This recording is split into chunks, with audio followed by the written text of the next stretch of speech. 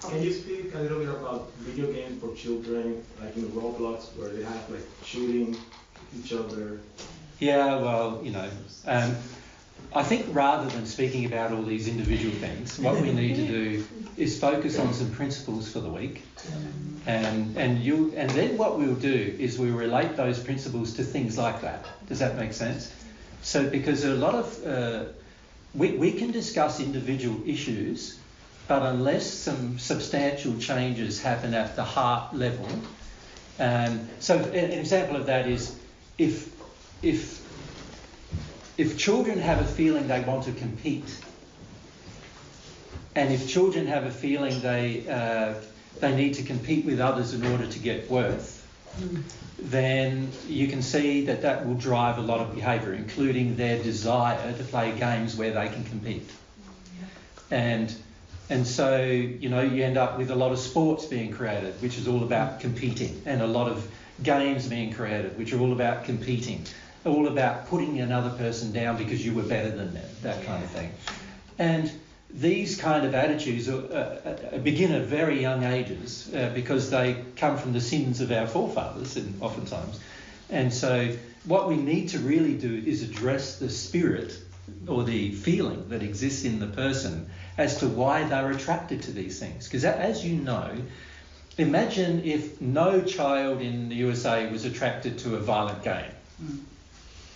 Now that would mean then that all these people who make violent games, right, wouldn't have a market. Yeah. So they'd spend their 2 or 3 years making their violent game only for them to come crashing down financially because, they spend all this time making a violent game and nobody bought it. And the reason why people can make these things or produce these things is because people will buy them. And so what you really got to look at is why are people buying them, right? And that's a lot to do with the sin that exists inside of the average person as to why they're attracted to these kind of things and why they're attracted to buying them as well. So, if all the children had a sort of a very peaceful, non-competitive attitude with each other by the time they were able to play a video game, can you see that there'd be very few violent video games because there will be no demand. There'd be no demand. Yeah.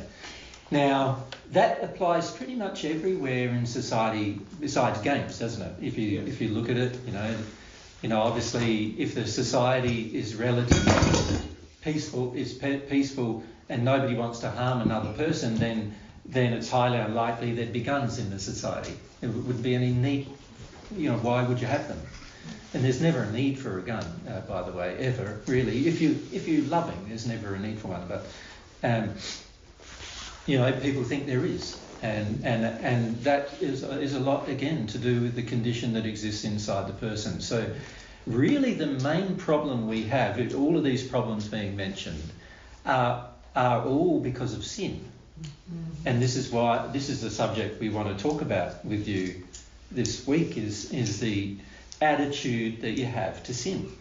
And most people are not aware of their sins in almost every facet of their life. And so rather than sort of saying to all of you, you're all terrible sinners and this thing and that thing and this thing and that thing you need to change, what we need to do is more address where the sin comes from, how to get rid of it, why we have it, and those kind of principles we need to discuss more. Does that make sense? Absolutely. Yeah, so if we can discuss those principles, then we can start applying them to every facet of our life. And one of those facets of our life will be video games. See, my feelings are no child should ever play any video game at all, ever. Yeah. Right? I'm not talking about violent games, I'm talking about any game at all. The trouble with playing a game constantly is you're not living life. Mm-hmm. You're not learning practicalities of life. Mm-hmm. You're not understanding how to live a life. You're not engaging in a life. You're not seeing people face to face. You're playing via an interface. You imagine the world becomes something that you you're sort of creating an imaginary world that you're now living in rather than the real world. And the more and more we do that to our children, the more and more disconnected they become to themselves emotionally, but also to other people. So they become more selfish and they become more selfishly engaged and no interest in others. And this is what we find when we see a lot of young children nowadays. In the first century, when we met a young child, it was very rare for them to not be interested in others. Now it's almost the norm for them not to be interested in others, right the way through their childhood, right the way into being teenagers. And it's only when they start becoming adults that they start developing any interest in others. But even then, most of the time, the interest is selfish, right? It's what can the person give me, or what does the person give me? And there's no real loving interest in others. So, you know, you can see that a lot of these problems are much bigger than just like violent games. Do you see what I'm saying? Like, so like if you're asking my opinion, I know what God's is. God feels that basically anything to do with tech that disconnects you from, you can use tech to get a job done. That's if the tech helps you get a job done faster, then sure. But anything to do with tech that's for things like, you know, TV, entertainment, distraction, getting away from your own addiction, fantasy, creating fantasy. All of it's not real. And if it's not real, then it's not good. Because it's not based on truth, living a life of truth. So TV and movies, that's bad. Well, you know, again, if you understand that it is just a movie and it's not real, and you're watching it for entertainment purpose or to learn something, like a documentary or other things like that, you're watching it to learn something, then of course it has more potential value. But if all you're doing all day is watching 7 or 8 hours of video all day just to numb out of your life. Even if it's Divine Truth video, by the way. Just to numb out of your life and get away from your life, then that's not good for you. You need to learn how to live a life. And many people now who are passing into the spirit world are really struggling because they have had such high addictive dependencies upon technology and other things that when they hit the spirit world, there is no tech.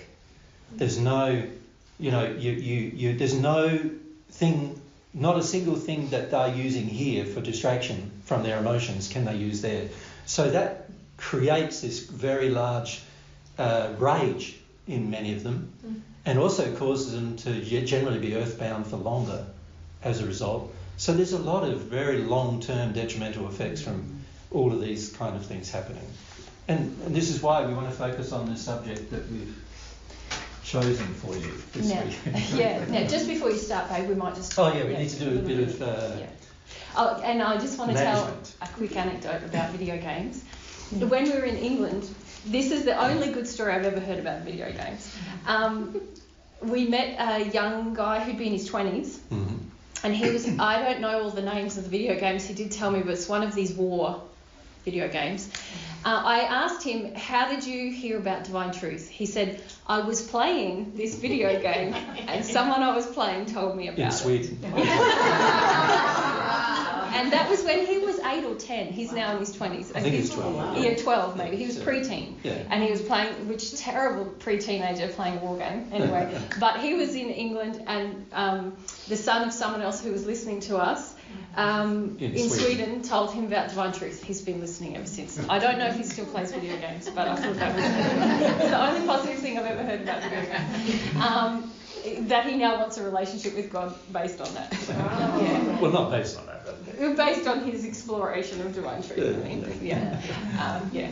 Anyway, that's an aside. Our hosts, hopefully you've met your hosts, Patty and Jane. Where are you, Jane? So, Jane.